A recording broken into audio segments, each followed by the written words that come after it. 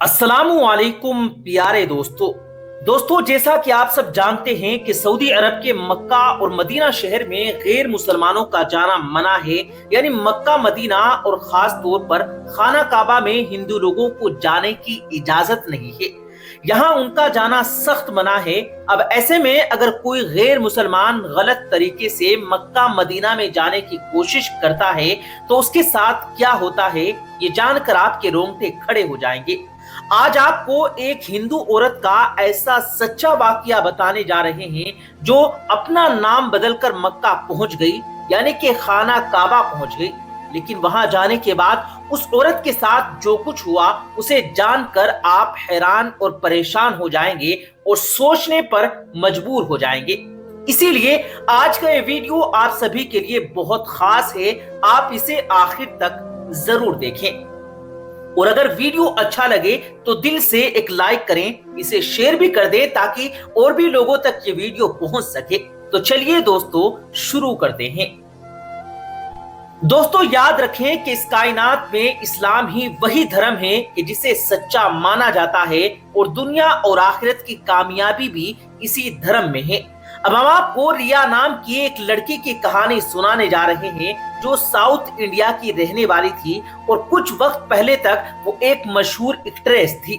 उसकी खूबसूरती की वजह उसका बहुत नाम हुआ था, लेकिन फिर एक दिन उसे एक मुस्लिम लड़के से मोहब्बत हो गई और कुछ ही वक्त बाद दोनों की शादी भी हो गई। रिया हिंदू धर्म मानने वाली थी और अपने घर में पूजा पाठ करती थी, जबकि उसका शोहर मुस्लिम था और वो नमाज और कुरान की तिलावत करता। हालांकि दोनों एक दूसरे के धार्मिक मामलात में दखल नहीं देते थे और अपनी अपनी इबादत किया करते थे। लेकिन वक्त गुजरते गुजरते रिया को कैंसर जैसी गंभीर बीमारी हो गई, जिसका नाम सुनकर हर इंसान के रोंगटे खड़े हो जाते हैं। इसके बाद रिया और उसके पति ने इलाज के लिए बहुत भाग दौड़ की। रिया ने डॉक्टरों से कहा कि जितने पैसे चाहिए मैं देने को तैयार हूं, बस आप मुझे ठीक कर दें। डॉक्टरों ने बहुत कोशिश की, हर तरह का इलाज किया, लेकिन आखिरकार डॉक्टर भी इस बीमारी के आगे बेबस हो गए। अब इस औरत को अपनी जिंदगी की कोई उम्मीद नजर नहीं आ रही थी। रिया कहती है कि अब तक मुझे लग रहा था कि मेरे पास इतना पैसा है कि मैं बहुत जल्द ठीक हो जाऊंगी, क्योंकि उस वक्त में मैं मशहूर फिल्म एक्ट्रेस हुआ करती थी। वो समझती थी कि इंसान की खूबसूरती ही सब कुछ होती है, लेकिन जब उसे कैंसर जैसी बड़ी बीमारी हो गई तब वो कहती है कि मुझे एहसास हुआ कि ये पैसा, ये खूबसूरती किसी भी काम की नहीं। इसीलिए एक बार मैंने सोचा कि क्यों ना मैं खुदकशी कर लूं। लेकिन फिर मुझे अपने छोटे छोटे बच्चों और अपने पति का ख्याल आया कि मेरे मर जाने के बाद उनका क्या होगा। प्यारे दोस्तों, रिया आगे बताती है कि जब मैं इस गंभीर बीमारी से जूझ रही थी तब मेरे पास दौलत, शोहरत और ताकत सब कुछ था, लेकिन जब मेरा पति मुझे डॉक्टरों के पास लेकर गया तो डॉक्टरों ने कह दिया कि ये बीमारी पूरे शरीर में फैल चुकी है। अब हमें अफसोस के साथ कहना पड़ रहा है कि इसका अब कोई इलाज नहीं है, इसीलिए अब आप इसे घर ले जाएं, इसकी खिदमत करें, क्योंकि इसके पास वक्त अब बहुत कम बचा है। रिया बताती है कि इसके बाद मेरा पति मुझे घर ले आया, लेकिन फिर उसके मन में ख्याल आया। उसने मुझसे कहा कि तुम फिक्र मत करो, तुम्हें कुछ नहीं होगा, क्योंकि इस कायनात में एक हाकिम अभी भी बाकी है और वो अल्लाह की जात है। इसके बाद मेरे पति ने मुझे बताया कि अगर तुम मानो तो हम अल्लाह के घर खाना काबा चलते हैं और वहां जाकर अल्लाह से माफी मांगते हैं और दुआ करते हैं। मुझे यकीन है कि अल्लाह तुम्हें जरूर ठीक कर देगा। दोस्तों रिया कहती है कि मुझे जिंदगी की सारी रंगीनियों से नफरत सी हो गई थी, क्योंकि जिन पर मुझे भरोसा था उनसे मुझे कोई फायदा नहीं हुआ। इसीलिए जब मैंने अपने पति के मुंह से मक्का और अल्लाह के घर का नाम सुना तो मुझे लगा कि अभी भी मेरे बचने की एक उम्मीद बाकी है। फिर मैंने अपने पति से कहा, हाँ हम जरूर मक्का की जियारत के लिए चलेंगे और वहां जाकर अल्लाह की बारगाह में सच्चे दिल से माफी मांगेंगे और अपनी बीमारी की शिफा के लिए दुआ भी करेंगे, क्योंकि अब मुझे भी यकीन हो गया था कि हमारी इस बीमारी का इलाज अल्लाह के घर में जरूर मिलेगा। دوستو اس کے بعد ریا کہتی ہے کہ میں نے کلمہ پڑھ کر اسلام قبول کر لیا، پھر میرے پتی نے میرا نام ریا سے بدل کر ہینا رکھ دیا اور اسی نام سے میرا پاسپورٹ بھی بنوا دیا۔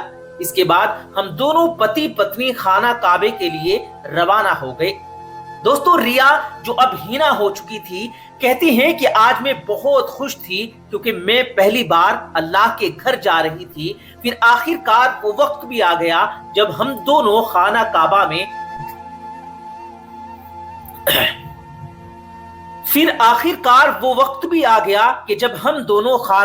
میں داخل ہو گئے۔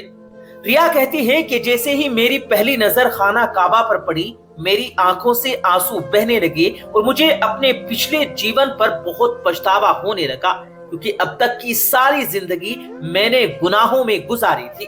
اس کے بعد میں نے خانہ کعبہ کے سامنے بیٹھ کر بڑی ونمرتا سے دعا مانگی کہ اے میرے پالنہار، میری اس بیماری کا علاج دنیا کے کسی بھی ڈاکٹر کے پاس نہیں ہے۔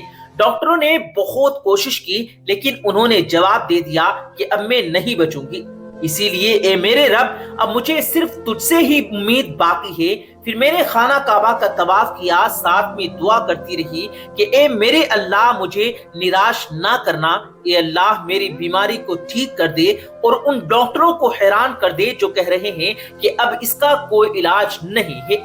ریا کہتی ہے کہ اب میں پوری طرح سے ایمان لا چکی تھی۔ اس کے بعد بھی مکہ کے بڑے بڑے علماء کے پاس گئی، انہوں نے مجھے قرآن کی تلاوت، اللہ کا ذکر اور حضرت محمد صلی اللہ علیہ وسلم پر درود و سلام پڑھنے کی صلاح دی۔ ساتھ ہی انہوں نے مجھے زیادہ سے زیادہ آب زمزم پینے کی صلاح دی۔ اب میرے دل کو بہت راحت اور سکون ملنے لگا تھا۔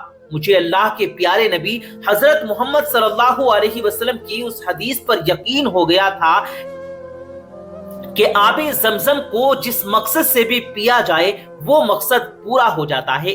اسی لیے مجھے پورا وشواس ہو گیا تھا کہ میری یہ بیماری بھی ضرور ٹھیک ہو جائے گی۔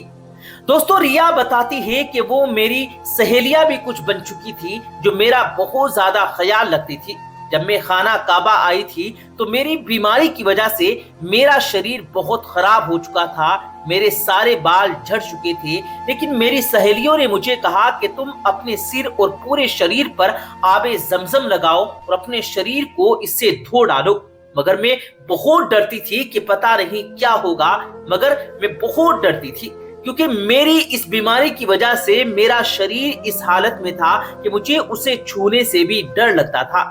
اسی لیے میں نے اپنے دل کو تسلی دیتے ہوئے اپنے شریر کو آب زمزم سے دھونا شروع کر دیا۔ اب دھیرے دھیرے میرا شریر ٹھیک ہونے لگا اور میری بیماری بھی دھیرے دھیرے ٹھیک ہو رہی تھی۔ پھر کچھ دنوں بعد اللہ کی اتنی مہربانی ہوئی کہ میری تکلیف اور بیماری پوری طرح سے ٹھیک ہو گئی، جسے دیکھ کر میں حیران رہ گئی اور میری خوشی کا تو کوئی ٹھکانہ نہیں تھا جسے شبدوں میں بیان کرنا مشکل ہے، کیونکہ اللہ تعالیٰ نے میری دعاؤں کو قبول کر لیا تھا۔ پھر میں نے جلدی سے اپنے شوہر کو یہ خوشخبری سنائی۔ میرا شوہر بھی یہ سن کر خوشی سے اچھل پڑا اور وہیں سجدے میں گر کر اللہ کا شکر ادا کرنے لگا۔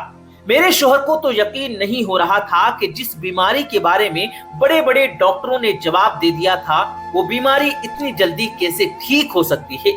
پھر میرے شوہر نے کہا کہ بے شک اللہ کی ذات بہت بڑی ہے، اللہ جو چاہے کر سکتا ہے، اس کے لیے کچھ بھی ناممکن نہیں۔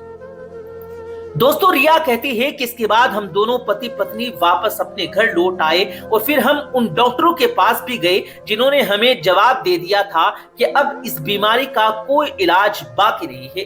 وہ ڈاکٹر بھی مجھے دیکھ کر حیران رہ گئے اور کہنے لگے کہ آپ وہی ریا ہیں جس کے شریر میں کینسر آخری اسٹیج پر پہنچ چکا تھا۔